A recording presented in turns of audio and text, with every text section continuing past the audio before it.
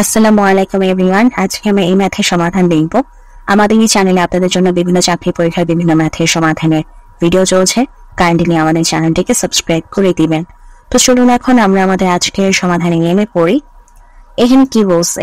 এখানে বলছে যে যদি 5:100 হয় এবং 4:64 হয় তাহলে 4:80 এবং 3:what হবে।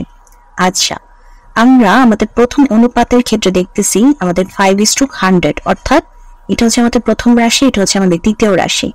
আচ্ছা, একটা জিনিস দেখেন তো, আমরা যখন প্রথম রাশির সাথে 20 গুণ করি তখনই কিন্তু আমরা আমাদের দ্বিতীয় রাশিটাকে পাচ্ছি, তাই না?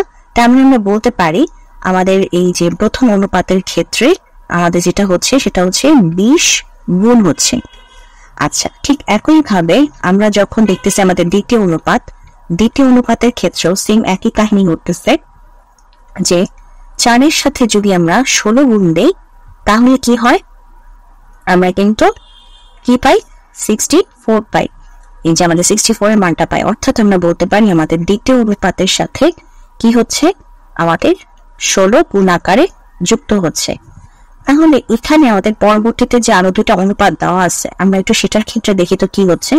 এই যে 4:80, এই 4:80 এই ক্ষেত্রেও দেখেন 4 এর সাথে যখন আমি 20 গুণ দিই তখনই কিন্তু আমি 80 পাই, তাই না? ওই যে দেখেন আগের কাহিনীটাই কিন্তু রিপিট হচ্ছে। আমাদের এখানে একটা অনুপাতের হিসাব ছিল, প্রথম অনুপাত দ্বিতীয় অনুপাত, পরবর্তীতে আবার দুটো অনুপাতের হিসাব নিয়ে আসছে। তো প্রথমে যে দুইটা অনুপাত ছিল সেখানে যে স্টোরিটা ঘটছে বা যে সলিউশনটা আমাদের করতে হয়েছে ঠিক একইভাবে কিন্তু এই যে 4-এর সাথে 20 গুণ দিয়ে কিন্তু আমি 80 পাচ্ছি। তার মধ্যে আমরা বলতে পারি না এই যে এরপরে যে 3:2 আবার এখানে যে বলতেছে হোয়াট, কি হবে সেটা, অর্থাৎ তার মানে 3-এর সাথে এই যে এখানে যেমন 16 গুণ হয়েছে আমাদের দ্বিতীয় অনুপাতের ক্ষেত্রে, এইখানেও দ্বিতীয় অনুপাতের ক্ষেত্রে কি হবে? 3-এর সাথে 16 গুণ হবে, অর্থাৎ আমাদের 3-16 কত হবে? 3-16 হচ্ছে আমাদের 48, অর্থাৎ আমাদের এই ক্ষেত্রে দ্বিতীয় অনুপাতটা হবে 3:48।